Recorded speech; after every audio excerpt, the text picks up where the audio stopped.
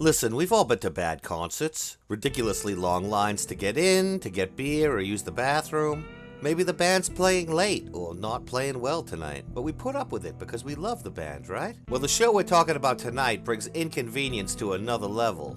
On October 9th, 1980, at MECCA Arena in Milwaukee, a Black Sabbath fan knocked bass player Geezer Butler unconscious, causing a riot that destroyed the MECCA Arena and prevented hard rock bands from ever playing in that stadium again. Tonight, we're talking about the Black and Blue Tour.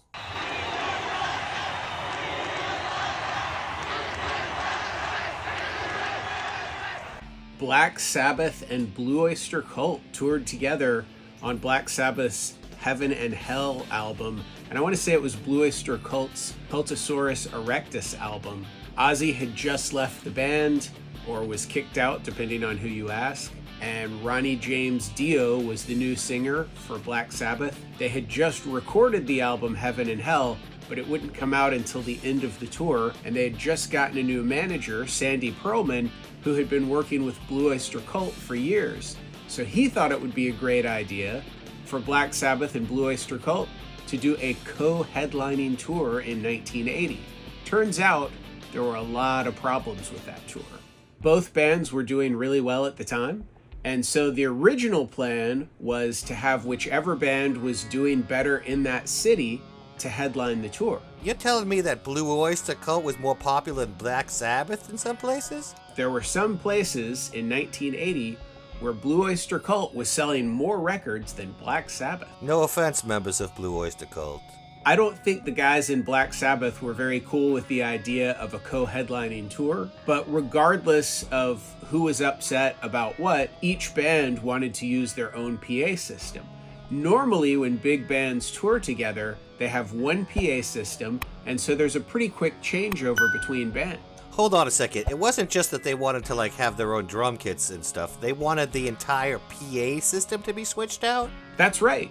They didn't just switch out drums and amplifiers between bands. They switched out the entire show. The lighting rigs, the speakers, everything. For the most part, that was taken about 2 hours. Blue Oyster Cult drummer Albert Bouchard, he said he loved Black Sabbath, he loved Dio, but there was tons of tension. He always felt like Black Sabbath was sabotaging them. When Black Sabbath was the first band on and Blue Oyster Cult was headlining, Black Sabbath would still go on really late, even though they had all day to set up their PA. So if the show was supposed to start at 9 o'clock, it would actually start at 11 o'clock. Black Sabbath would play for an hour, and then at midnight, they'd start switching over all the gear. Blue Oyster Cult didn't get a chance to go on until maybe 1 or 2 in the morning some nights.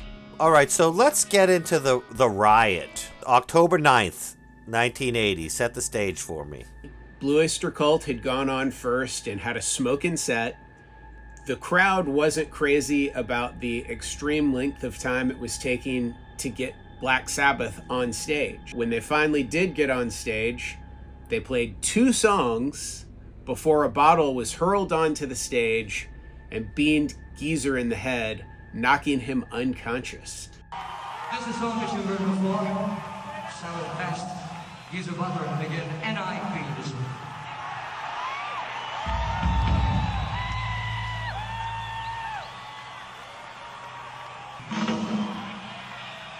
Thank you. I just want to tell you one thing. Perhaps the last thing we say. The stage is not a trash can. We don't appreciate things being thrown at us. You throw something for the last time and you get Geezer on the head, we don't appreciate that either. We're willing to give a lot for you, but not our blood. If you don't want to enjoy it, then tough shit.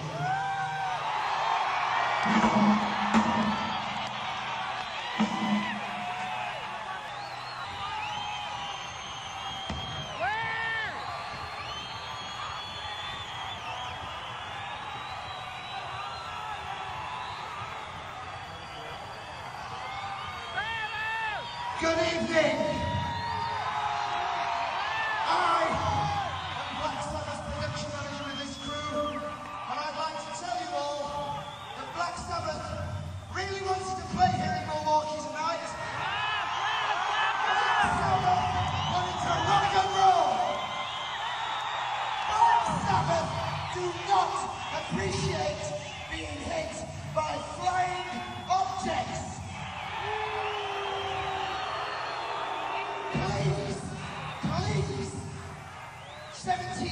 1986 was a long while ago. Let's cool out, just have a good time, okay?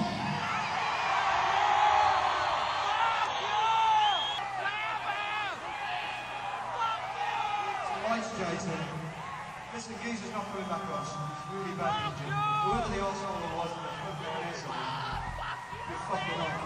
He's really injured.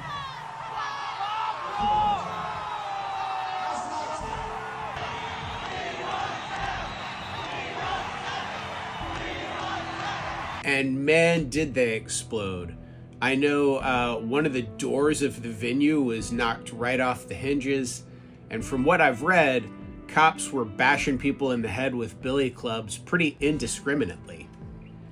Yeah, chairs were thrown around. Payphones. Remember payphones, Ricky? Oh, I remember payphones. Well, they ripped them off the walls, it's not an easy thing to do. But I do know that there were an awful lot of people who spent the night in jail that night. Did you? I was not there. Metal/hard rock was banned from the MECCA Performing Arts Center. They also banned the sale of alcohol there. Ballers, if you dug this video, check out this other one. It's really cool. It really rocks. You're gonna love it.